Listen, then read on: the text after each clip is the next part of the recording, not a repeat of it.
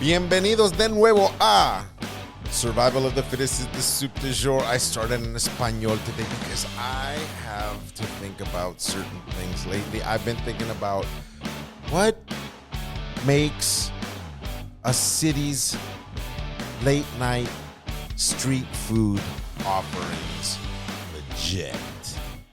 And I live in Orlando, Florida. Great city, love it, 100%.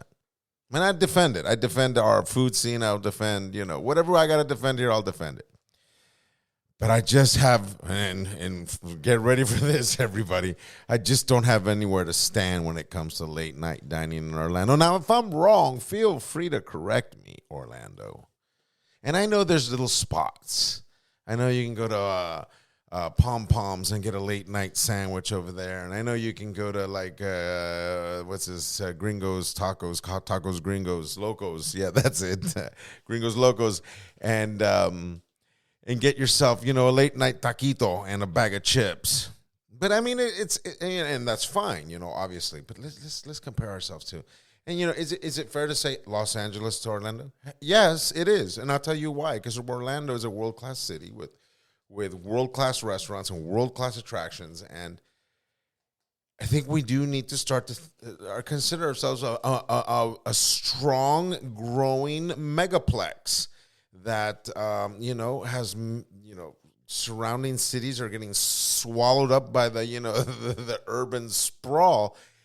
And will we grow with our late night food offerings, our street food? That's really the question. Like Los Angeles, for example. So I'm like, comparing Orlando to Los Angeles. Yes. I'm comparing Orlando to Chicago. Definitely. I'm comparing Orlando to Miami Beach. Yeah. Or Miami in general. Yes, definitely. Because it's worth it. And honestly, the question is, or actually, quite frankly, it's not even a question. I think the answer is no, we do not compare to any of those cities when it comes to late night street food. So here's the challenge. Can we start to maybe maybe work on our nocturnal scene a little bit more? Maybe even some late night pop-ups and some really sensational dining spots being open later and or opening late. As I think Orlando becomes more and more of a Latino city, I think we will see more and more late night venues. And I'm not going to say, street food's dominated by Latin concepts, but street food's dominated by Latin concepts in the United States. Now, granted, if you're in Europe, maybe Turkish food in Germany, maybe, you name it, Lebanese food or Libyan food or whatever in Paris, whatever the case, Middle Eastern style food, or in London.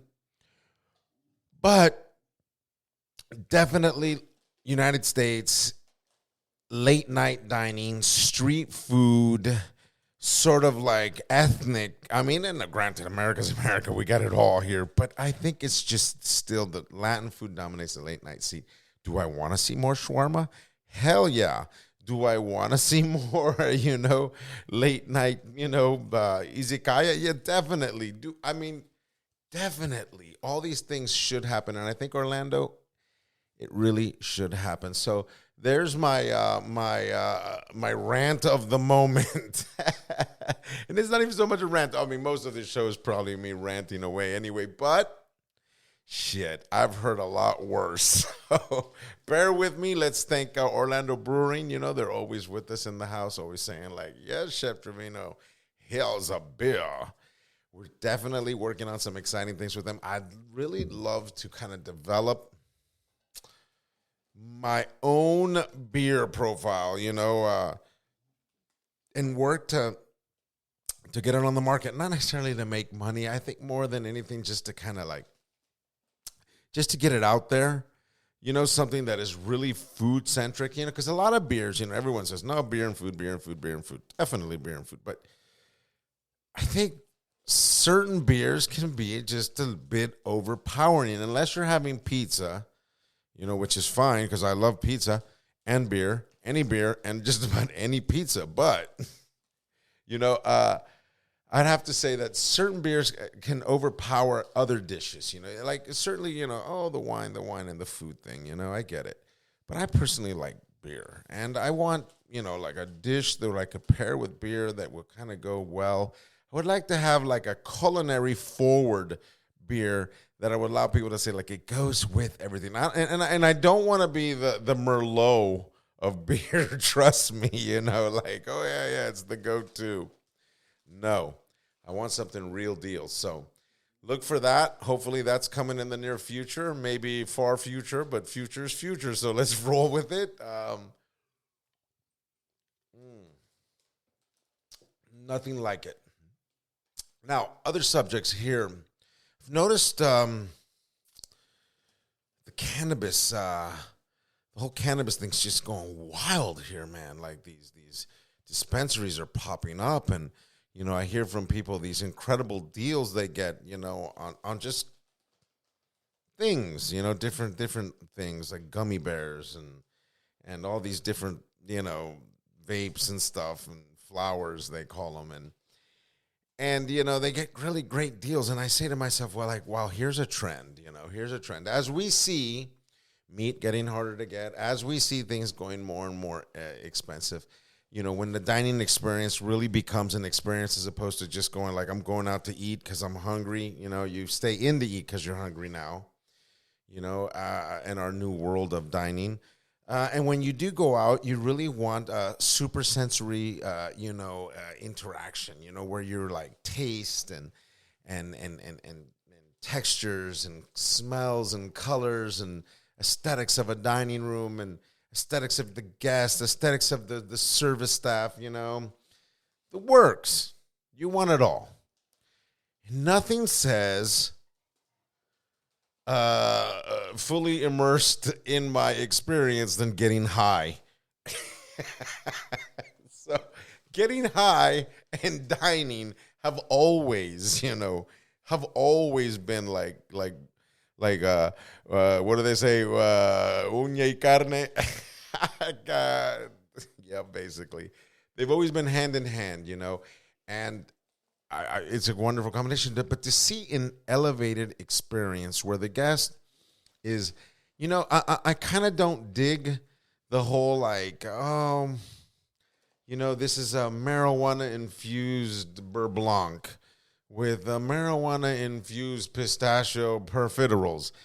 Yeah. I almost prefer that, like wine and like beer and like food, it all kind of holds up on its own. And you say, like, you chose this wine to go with this dish because of this reason. I would say the same thing. I would say that you would, like, either you could approach your different, angles of how you want the marijuana to be ingested, and not necessarily like in the dish, perhaps like an entremezzo. Like in between your courses where you're saying like, okay, this is this kind of weed, and it should stimulate your hunger and get your conversation going and blah, blah, blah. And then as the meal progresses, going into different styles, like perhaps you go into the vape, and you vape some before because you're getting heavy and you want to do something light, so you just hit the vape.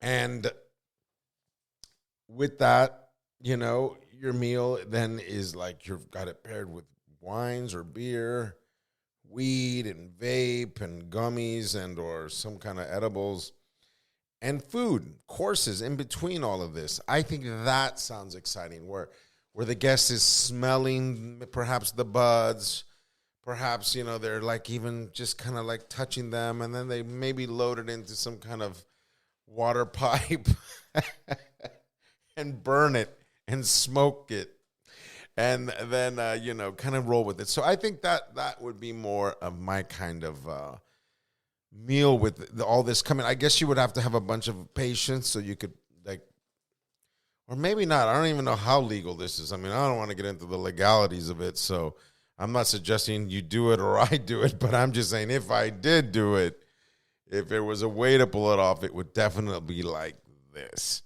So no need for any illegal shit in your life, because nothing worse than the judicial web. All right? And and everyone knows it too. I mean, one thing I can tell you, man, this country's gone through so much lately. We've been through, when I say this country, I truly mean we. it's kind of like, all bets are off. It's just like, your politics, whatever, I'm so sick of everyone holding their politics either too tight to their chest or way out in the air. And it's just like, you know what, man, I really don't. It has nothing to do with what we're here to do. We're here to, I believe, try to keep things rolling. And in my case, it's just trying to keep things in the kitchen rolling, which has always been my driving force. And also the podcast. The podcast has become a lot of fun. I mean, you see so many podcasts now. They're truly out there. I mean, they've become like the mixtape of the modern era. It's like, oh, here's my mixtape. This is how I think, and this is what I do. You could share your vibe with somebody with a mixtape in the 80s. But now you share your vibe via the podcast, and the podcast allows you to kind of share different ideas, different angles, which I think people need to explore in their lives. And so I suggest everyone should have a podcast. It should almost become like a resume. You got to have one. Your CV, your forget it. So anyhow, I'm looking forward to some great, exciting things. A lot of probably while you can hear my dogs. That's high maintenance Luna. She's a classic beagle. So you can hear her whimpering away for no reason at all. Hey, take it easy. Go over there. So I tell you what, this year looks like, it's coming up. We're quickly. We went in from scary season right into like, I'm horrified to be a turkey season, right into the holiday season. Currently, the start of Hanukkah and our third day. Kwanzaa coming up, Christmas coming up. All the big days are, yes, classic.